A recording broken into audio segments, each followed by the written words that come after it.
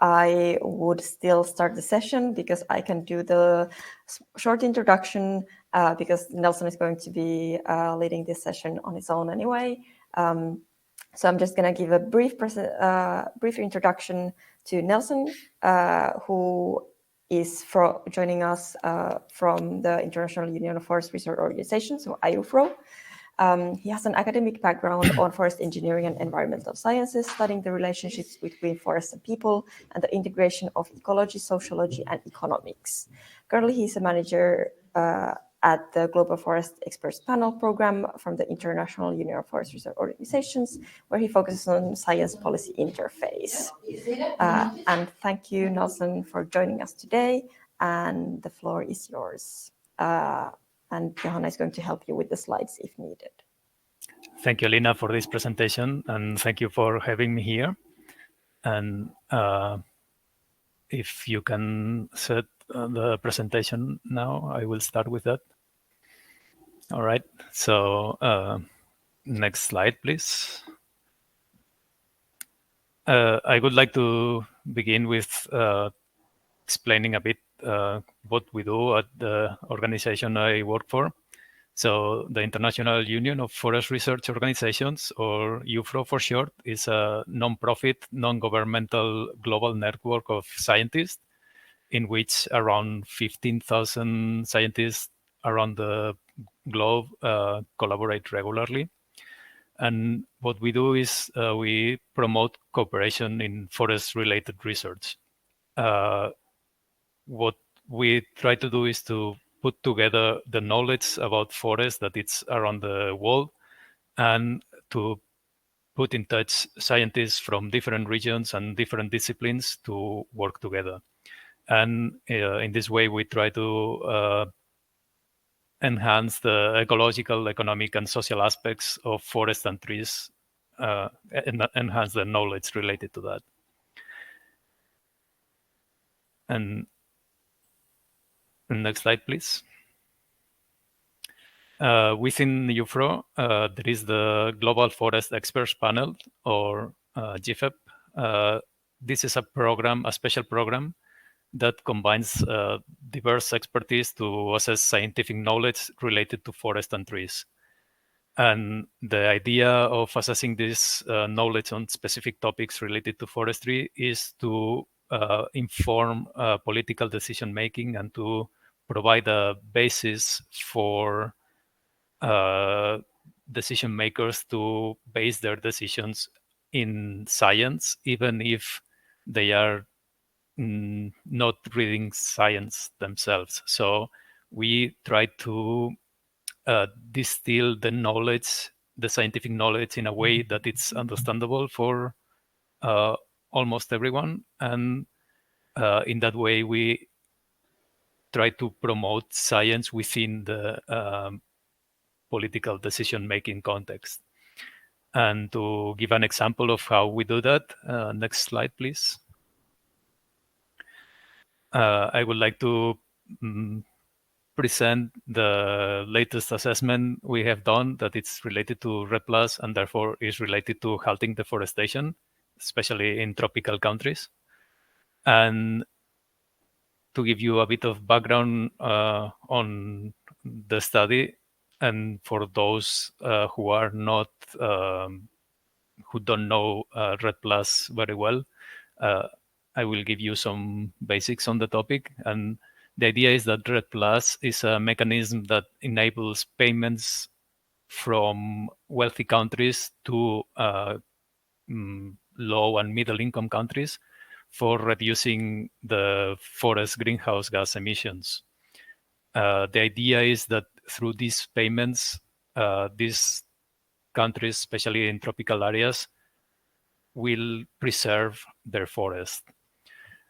So taking this mechanism as the base, in 2012, GFEP published a report that evaluated the foreseen REDD+ activities in these countries. And I say foreseen because in 2012, the REDD+ mechanism was just beginning. It had been agreed, it had been more or less planned, but nothing had been already implemented. So GFEP published a report on what was expected this program to bring. And now, 10 years after that report, RED Plus has been implemented in many countries around the world. So we wanted to see how this implementation had affected not only forest, but also the carbon levels and the people living in those countries from their social and economic perspectives. Next slide, please. And to give you an idea on how we prepare these sort of assessments, these reports, what we do is at the beginning, we conduct a literature search of the publications related to the topic since the previous publication. So in the last 10 years, what has been published about RED Plus. During this review, we see not only the publications related to the topic, but also who is publishing these studies. And in this way, we can select who are the most relevant and more active scientists working on the topic. Then we invite between 10 and 20 of these scientists to work together to produce the new assessment. And when we do these invitations, we try to achieve as much as possible a gender balance and also a geographical balance. So we try to avoid having a view focused on Europe, for example, or a view focused on specific regions of the world. We try to give a global perspective on the topic. For this particular assessment on RED Plus, we put together 23 scientists. These assessments, even if they focus on a topic, they are always multidisciplinary. So these 23 scientists were a mix of had a mix of expertise in governance, in carbon cycle, in biodiversity, and in social and economic aspects. All always related to forest, but as you may know, each one of these areas is very specific and very different from the others. So what we try to do in the assessment is to bring together all this knowledge in a clear line from beginning to end in a way that it's easier and digestible, easier to read and digestible for, especially for people who are not experts on the topic. Once the assessment was done, it was sent to 6 independent reviewers in a double-blind system, which means the reviewers didn't know who the authors were, and the authors didn't know who the reviewers were. In this way, we can guarantee that the reviewers are true to what they say, and they provide good comments on how to improve the final assessment. And to give you an idea, all this process takes between 1.5 and 2 years to make from the beginning, from the initial literature review until we are ready to launch the final assessment. Next slide, please. And using this assessment on RED Plus, so this assessment gave a view on the science on the topic, but we also wanted to know the perspective of people on the ground who had been working with RED Plus in the last 10 years. We wanted to know what do they think of it. And for that, we used the scientific report as a basis, and we conducted stakeholder consultation in Asia and Latin America, in which almost 190 people were invited to talk. And this consultation was spread over 12 countries. 2 of these countries were Brazil and India, which, because of the size of them, we divided into 2 regions. In Brazil, we divided between the Amazonian region and the Cerrado. And in India, we divided between North and South regions. So in total, we had 14 different regions and almost 190 people collaborating. To invite the people who would be part of the consultation, we decided to have different groups. You can see here in the slide that the groups were on one side policymakers, but at local level, local and subnational level. Then civil society, academia, so researchers from those countries, the private sector, which included a wide range of different companies working on forest in these countries, NGOs, and other social groups of interest. For example, associations of women working in forestry or things like this. Our criteria was that at least in each country, or in each region, at least two stakeholders should be from each group and from different affiliations. For example, we should have in the private sector two different companies at least to have a broader view and not just the opinion of one person. And again, for this, we try to achieve a gender balance within the groups and within the countries. It's not always possible, but we insisted on having this as a priority. Next slide, please. And to give you an idea how this work of 2 years can be distilled into clear messages for the policymakers, because policymakers usually don't have the time to read a 120 pages report like this assessment report has. They want something very clear, very straight to the point, and something that they can work on. So we provide all the background information on the report, but we select what are the key messages from each one of these assessments. And for this one on REDD Plus specifically, we selected 6 different key messages. For example, the first one is that it's to state something that was thought but had not been presented from a scientific point of view, and is that the ongoing forest deforestation is changing the global carbon cycles, and this is modifying not only the carbon stored in the forest, but also the balances of releasing and absorbing carbon from the atmosphere. The second key message is that the REDD Plus governance it's a complex setting where different sources of authority and different power dynamics at local and subnational level especially influence the outcomes of this program. This we expand a bit more on the explanation, but this is a key message that the policymakers can work with. The third key message is that REDD Plus is, despite it has been criticized by few actors, REDD Plus is still an important mechanism for climate change mitigation. And the problem is that the role of REDD Plus is limited because climate change is a huge topic. And also, it's not the sole responsibility of the forestry sector to fight climate change.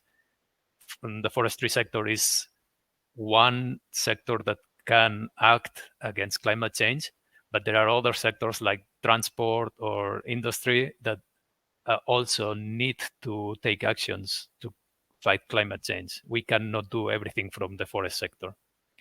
Next slide, please. Another key message from the assessment report is that the social and environmental safeguards that are part of the REDD Plus mechanism are already planned, but they are not fully operationalized in practice. So the implementation side of REDD Plus would need to take more care of these social and environmental safeguards. They should be more mindful to implement them during the REDD Plus activities. Another key message is that the measurement, the reporting, and the verification of carbon and also the non-carbon outcomes needs a lot of improvement. This is because we either lack the technology to account for these outcomes, or we lack the funding for properly accounting for this, because usually a lot of the funding is focused on doing the activity itself, but not doing the follow up on how the activity is being successful or not successful. So this needs to change, and measuring the outcomes is an important step that financing needs to take into account. And the last key message from the assessment is that proliferation of initiatives creates complexities and burdens. This means that there have been a lot of different initiatives similar to REDD Plus, but proposed by different organizations and different organisms. And the problem is that even if these different initiatives have been created with goodwill behind it, they sometimes interfere with the implementation of REDD Plus. And if, for example, a forest owner wants to implement both systems, REDD Plus and a new initiative, this creates burdens for the forest owner, who has to double the reporting, who has to take care of different measurements and different considerations to apply both measures. The thing is that new initiatives are welcome, and they should be designed in a way that they can create opportunities and synergies with REDD Plus and not fight against it. This was also something that we found out during the scientific assessment of the available information. Next slide, please. And before I mentioned the key messages from the scientific assessment, but we also had key messages from the stakeholder consultation, or more than key messages was the main outcomes, what the stakeholders think of it. And we divided this into 5 main pillars. One was the social aspects that stakeholders in both regions in Asia and in Latin America were highlighting. And the curious thing was that in all these 5 pillars, stakeholders in both sides of the world were saying very, very similar things. So this seems to be something that can be addressed in a general manner while designing REDD Plus and implementing REDD Plus. And of course, it needs to be the details need to be tailored to the specific context, but there can be general changes that would automatically benefit the implementation all over the world. So as I was saying, some of the social outcomes that the stakeholder mentioned is that REDD Plus needs to take into consideration the livelihoods of the people who are living in the forest or from the forest, needs to consider or needs to improve the participation of these local stakeholders into the design of the specific tasks that are to be applied. This participation also would include the taking into consideration the traditional knowledge of the areas. It should be gender balance decision making, and REDD Plus should bring along capacity building for people living in these areas. Regarding the economic aspects of the economic aspects that stakeholders mentioned, one very important thing is that REDD+ needs to enhance its transparency. A lot of stakeholders were not happy with how especially funding was flowing into the local level, and they wanted to know more about who is receiving how much and for what purpose, and if this funding was actually translating into improvements at the local level. Another aspect was the equity. The stakeholders want to see that the funding is more equally distributed, and also the opportunity costs need to be fully considered. And at the moment, the payments from REDD+ in some places do not cover the opportunity cost, which means that the local stakeholders have to pay for implementing REDD+.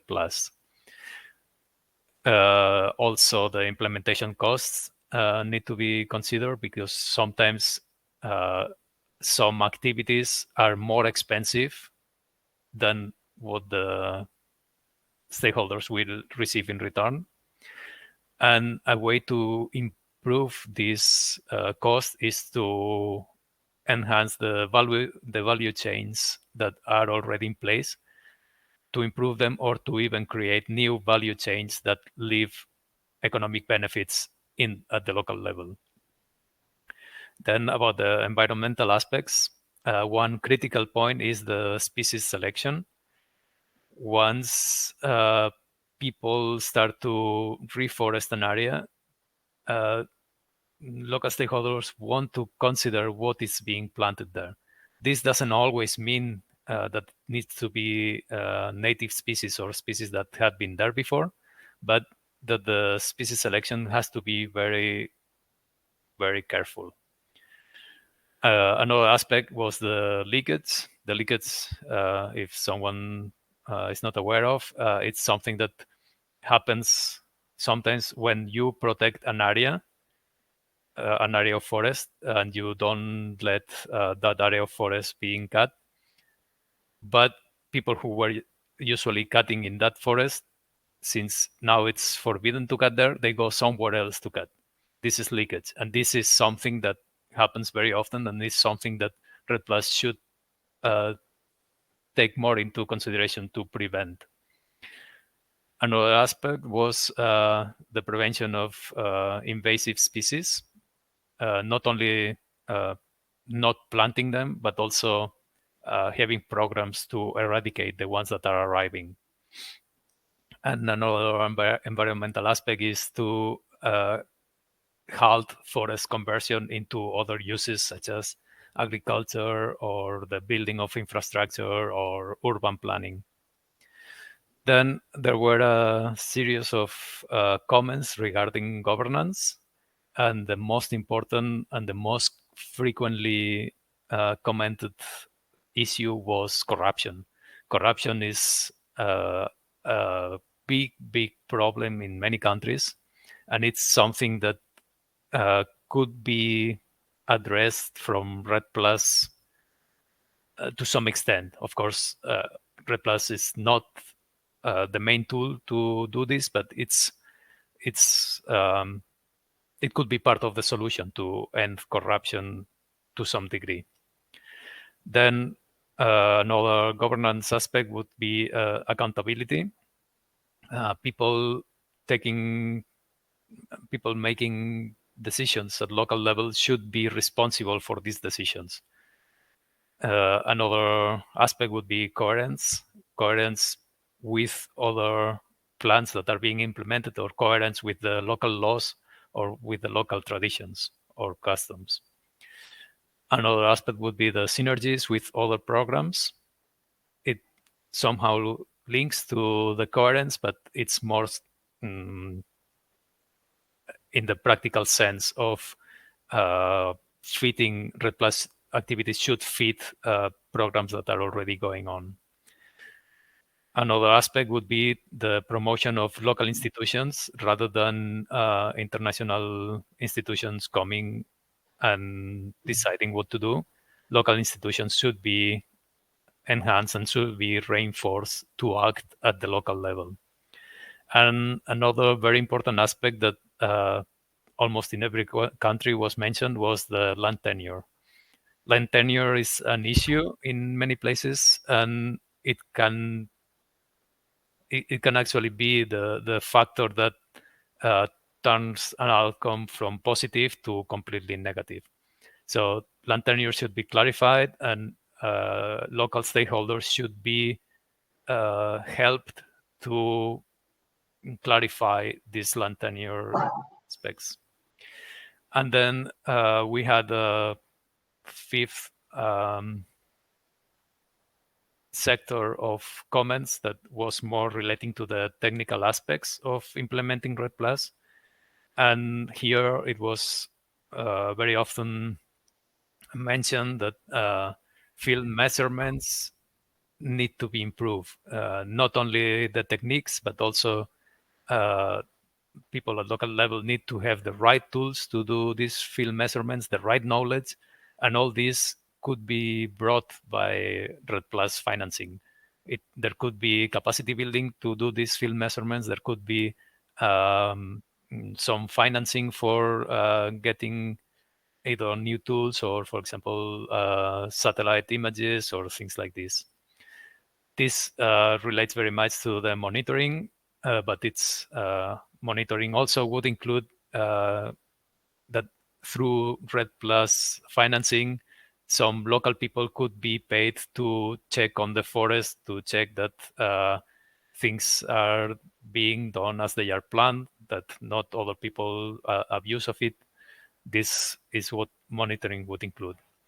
And related to the previous two is reporting. That reporting for RED Plus purposes is it requires quite a lot of expertise, and this expertise usually is not found at local level, but people at local level could be given workshops on how to report properly, so they would not need the middleman to come and take their money to do this reporting. Another issue commented frequently was the data accessibility. A lot of the information at local level is kept at the subnational level, and other people don't have access to it. They cannot know what's happening in other regions, even within their same country, because this data is not available to them. And this also relates to the transparency issues that I was mentioning before, that this improving this data accessibility and transparency would stakeholders think that it would improve RED Plus implementation and future design. And the last issue mentioned very frequently was communication. There needs to be more communication from RED Plus implementers, because people need to know what the RED Plus mechanism is, how it works, what's the purpose of it.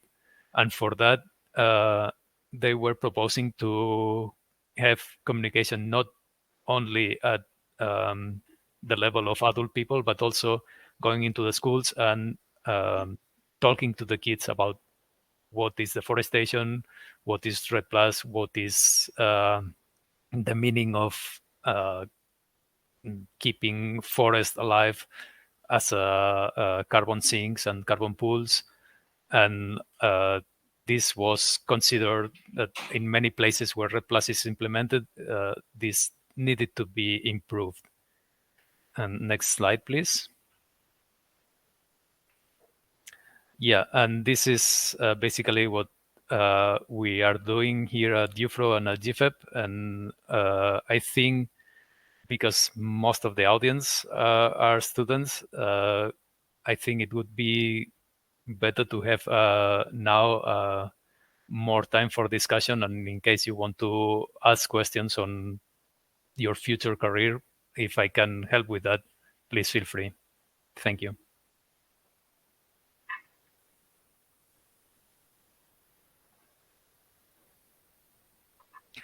Alina, you're muted.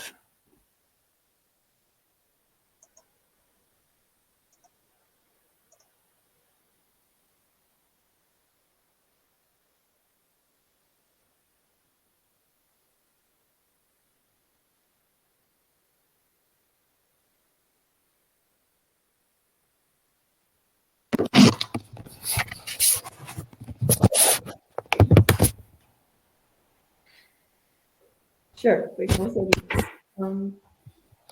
Yeah, just a short thank you from my side because I fortunately did manage to make my sound work at least for a while and follow the presentation. And just like a technical note, to say that, as like you said already, invited people to discuss and ask questions, that there is, of course, the chat that many people are already familiar with, but also in this session, as we are in the session instead of the stage, you can click the button on the top right that says ask to share audio and video. You don't have to share both if you don't want, but and you can also join the discussion in the session and yeah, ask your question live.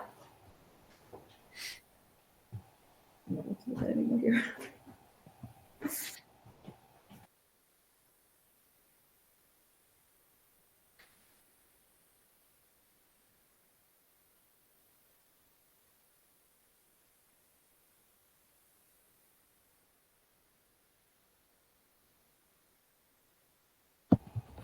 But I can move the...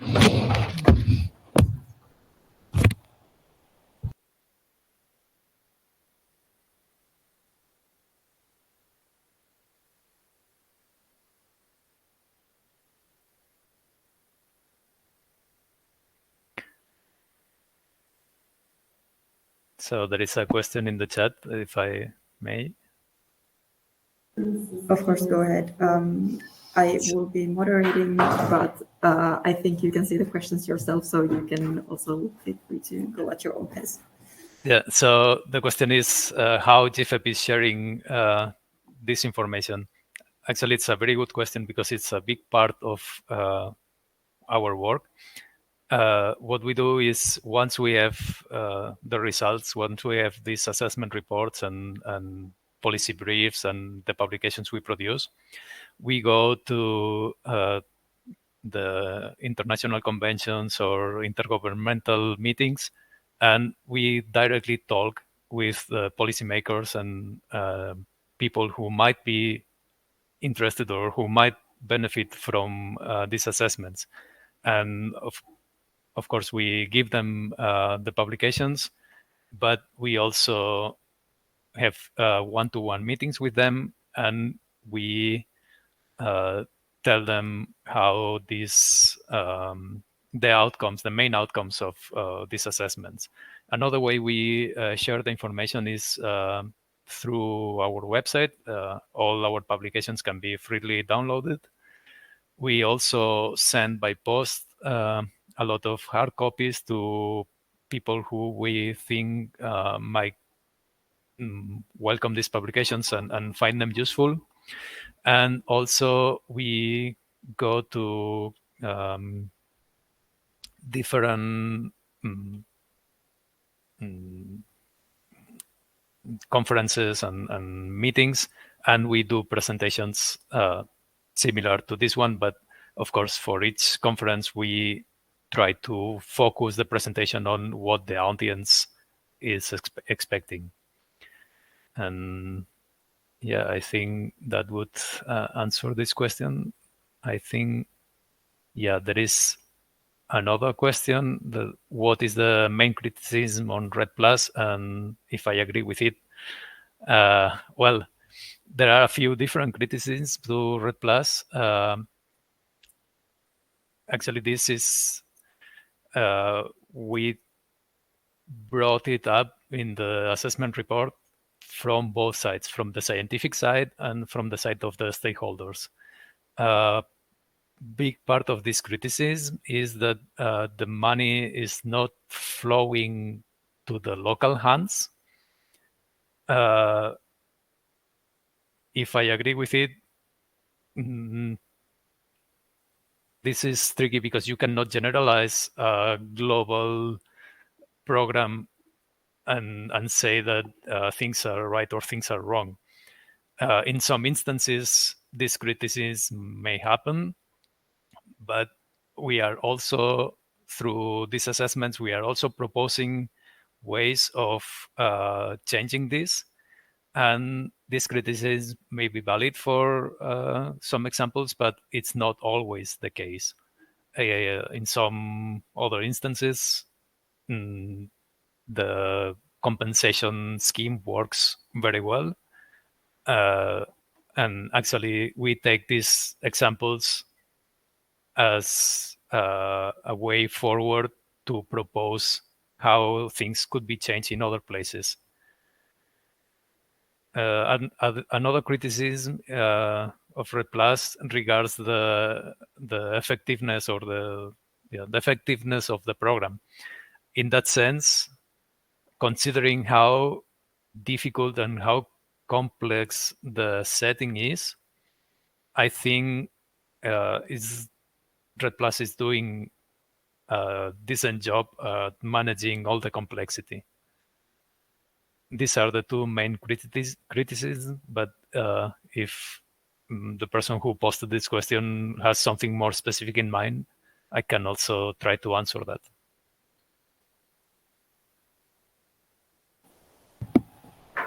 If we're still waiting for other questions, I can maybe also ask a question while I'm here. I was thinking about how maybe Red Plus is like it makes new policies, but it also probably has like policies that it has to follow. So do you think there is like it's maybe in an, or am I misunderstanding something, or do you think it's like in this kind of space where it's like both creating policies and following policies, and is it a weird balance to like a weird situation to try to balance, or how do you view that? The thing is that Red Plus is a United Nations program. Therefore, it has to follow some specific policies, but it's an internationally agreed program that will be implemented at subnational level. This means that not only it has to agree with policies that are already in place, but it will create new policies. As you mentioned, this can be a complex situation, and it actually is a complex situation, but this is also an opportunity to streamline policies, to see that sometimes some policies are redundant, or sometimes some policies are not addressing a problem properly. And this is an opportunity to change those policies, or to do something that to create a new policy coming from both sides, from the local level and from the Red Plus level, to create something that it's meaningful for the people living at the local level, but also for the designers of Red Plus at the international level. In that sense, I don't think it's a contradiction. I think it's an opportunity, actually.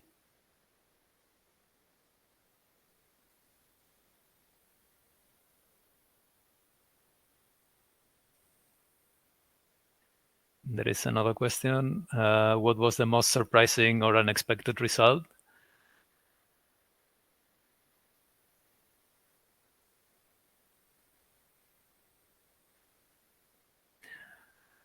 Yeah, I mentioned these suspected changes in carbon pool. This, for anyone within the forestry world, we know that the less forest, the more carbon in the atmosphere. So we were expecting that the result that the more deforestation, the bigger trouble we are in. So this is this was not a surprising result, but I would say that the most surprising result was maybe that there were a lot more different policies in place that had to be dealt with. There were more, the complexity was higher than we were expecting.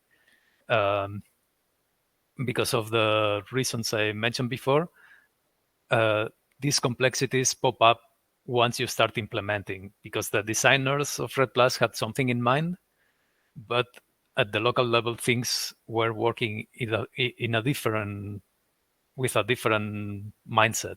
And only once you start to bring the Red Plus design into practice is when things start to pop up. And this only happened in the last 10 years. So finding out that the landscape of these systems was a lot more complex than initially thought, I think this was quite a relevant outcome of this study, and something that would benefit the policymakers in the future to know how to navigate all this complexity.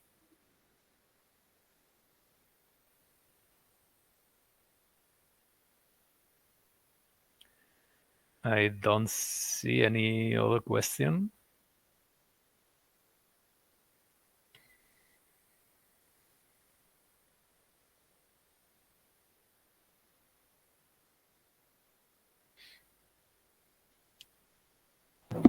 Alina, if you are there, I don't see any other question. I don't know if I'm missing something. No, seemingly there are no other questions at the moment. We still would maybe have time for one question or so, as we're supposed to finish at past. So if there's any last questions, maybe.